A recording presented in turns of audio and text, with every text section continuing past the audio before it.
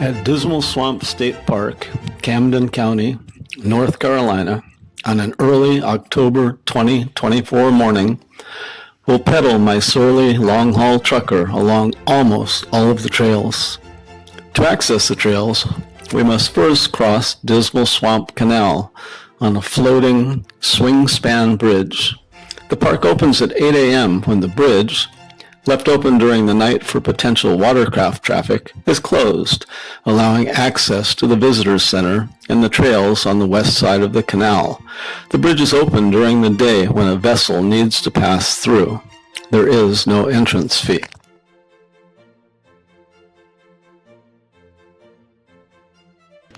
We cross the bridge and turn right, north, and ride Canal Trail 2.2 miles along the west bank of Dismal Swamp Canal, beneath the canopy of mostly pines and maple trees along the surface of gravel, sand, and grass.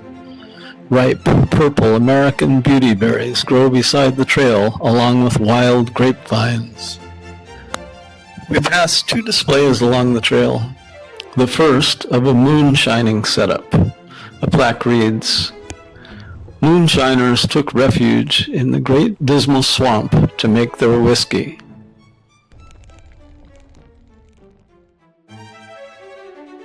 The second is a display about shipping within the swamp with a replica of a barge, also called a shingle flat, once used to move white cedar shingles along the canal in the 1800s. The canal and its system of ditches even allowed tourists to explore the swamp, a plaque reads.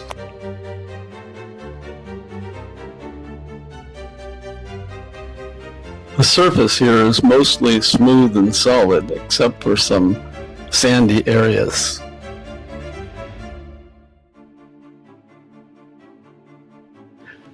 At the end of Canal Trail, we turn left, west, on Kim Saunders Road, and then right, north, on South Martha Washington Trail, which we will follow for 1.2 miles.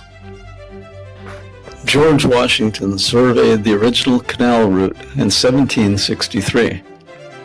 George Washington was a major shareholder in the Dismal Swamp Company, a land speculation company with the goal of draining, improving, and saving the land of the swamp, according to the website mountvernon.org. All their land speculation depended upon the use of slave labor. This trail is narrower than some of the others, and the routes crossing the trail make for a bumpy ride. Martha Washington Ditch is on our left, west, but obscured by dense foliage. Toward the end of the trail, we cross a footbridge.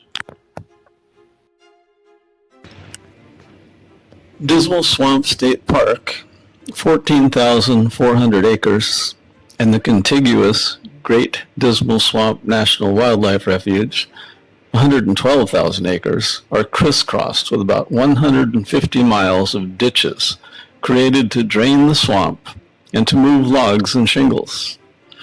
Material excavated was used to build roads beside the ditches. Every acre of Great Dismal Swamp has been logged more than once, originally for its cypress and cedar. Great Dismal Swamp was once more than 1 million acres. Here we turn left, west, onto Cora Peak Road, which we will follow for 1.6 miles. It's a grassy road at this end, but the surface is solid with a few holes.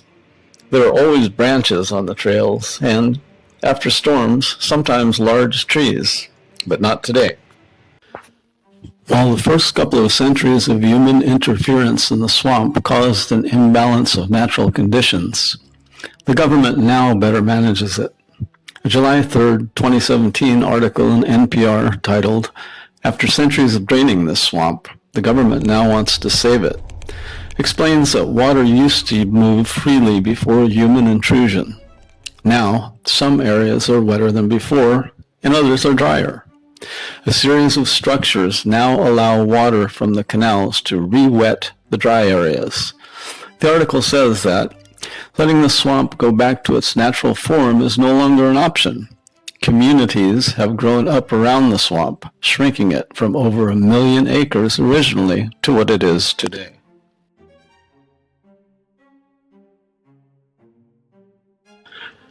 We now turn left, south, on Laurel Trail for 1 mile. We're about 1/4 mile south of the Virginia-North Carolina line.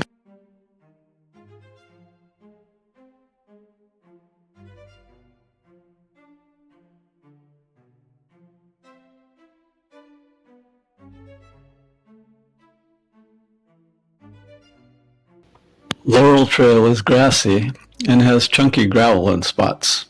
It also has holes that hold water for days after a rain.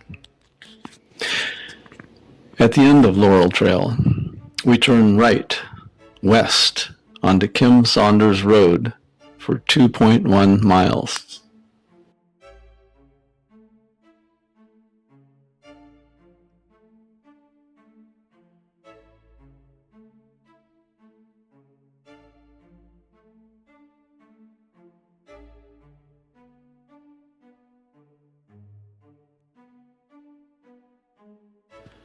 I always see wildlife at Dismal Swamp State Park.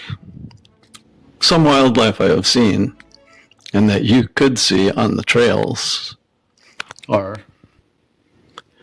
black bears,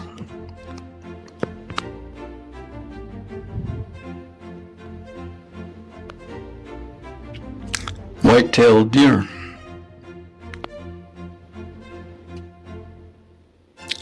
butterflies, bald eagles, snakes,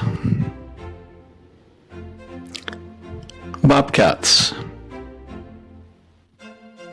wild turkeys, turtles.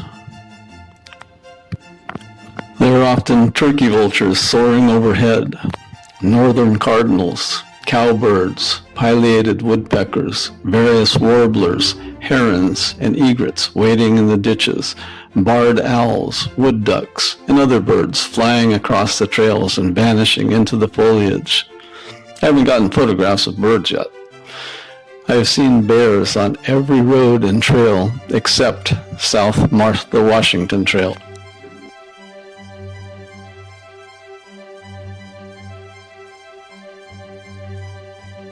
Here we turn right, north, onto the grassy western boundary trail for 1 mile. This is easier riding than the more rutted Kim Saunders Road.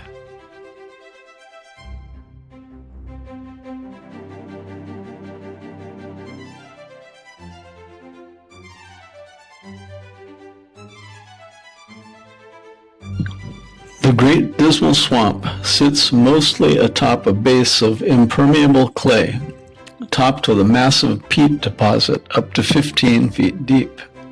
I've simplified this description from a 1991 Virginia Journal of Science article about the vegetation of the Great Dismal Swamp.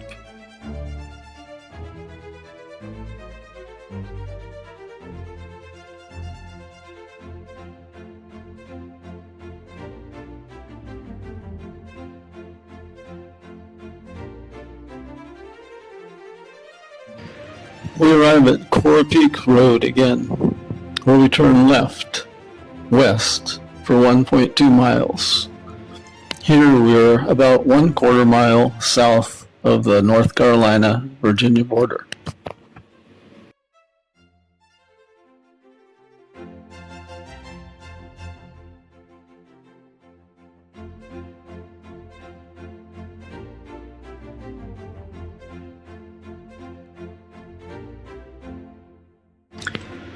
Pedaling west on this section of Cora Peak Road is some of the best surface in the park, except for a few areas with chunky gravel.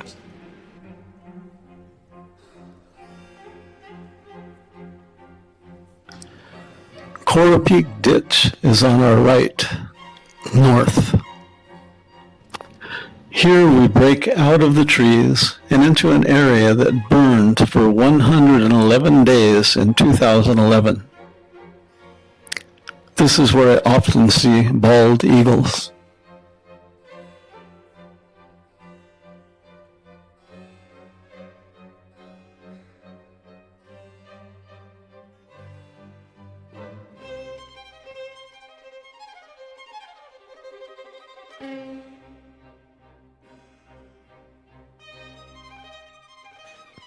At the northwest corner of Dismal Swamp State Park, at the intersection of Forest Line Road, we turn left, south, for 2.2 miles, past Kim Saunders Road, to Cross Canal and Bull Boulevard, where we turn around and return north to Kim Saunders Road again. The surface here is a solid gravel base and easy pedaling.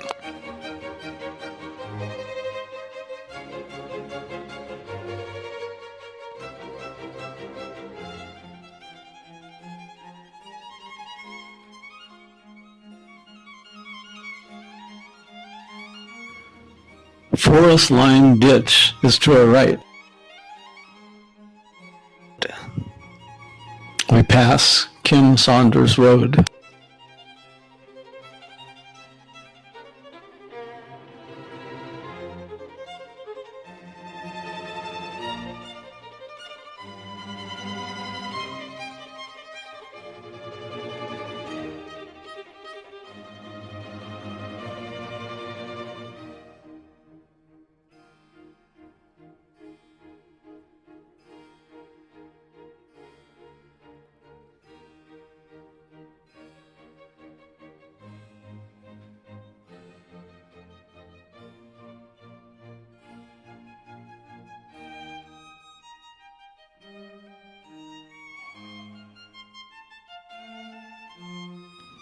As we return to the intersection of Forest Line Road and Kim Saunders Road, we turn right, east on Kim Saunders Road, heading back toward Canal Trail, the Visitor Center, and the park's bridge over Dismal Swamp Canal. We will travel 5.4 miles, much of which we have already covered. Dismal Swamp served as a hunting ground for indigenous people for several thousand years before the European settlers began to alter its natural state. This resulted in 200 years of plundering the swamp, leaving no virgin timber by the 1950s. Indigenous people who lived in this area sought refuge in Dismal Swamp from European settlers. Dismal Swamp also served as a refuge for runaway slaves, called Maroons. Tens of thousands found their freedom within the depths of the swamp from the late 18th century until after the Civil War. They settled on islands of land slightly higher than the surrounding swampland. George Washington and his partner's idea to drain the swamp and turn it into agricultural land didn't work out. The peat soil wasn't good for farming, but the trees within the swamp brought loggers. The loggers had built ditches and roads, and the entire swamp has been logged 2 or 3 times. According to a wilderness.org article titled Great Dismal Swamp, an irreplaceable hub of Black and Indigenous history, the Dismal Swamp sits atop some of the richest carbon storage anywhere on the South Atlantic coast. Peatland that is able to sequester 33 times more carbon than any other type of soil or forest. The peatland and old-growth forests of the Dismal Swamp hold tons of locked-in carbon. Climate change threatens Dismal Swamp and its wildlife. Precipitation, drought, and forest fires are dangers. Deforestation and drainage of the waters has already diminished the area. More harm could mean losing this ecosystem and releasing the carbon pollution stored in the swamp soils and forests back into the atmosphere. Here we turn right, south, on Canal Trail for our last 2.2 miles back to the Dismal Swamp State Park entrance. A nature conservancy purchased this land in 1972 and sold it to North Carolina in 1974. It was managed as Dismal Swamp State Natural Area, and after construction of the bridge, opened in 2008 as Dismal Swamp State Park. Go beyond the visitor center and out onto the trails on a bicycle to experience the beauty and solitude of Dismal Swamp State Park.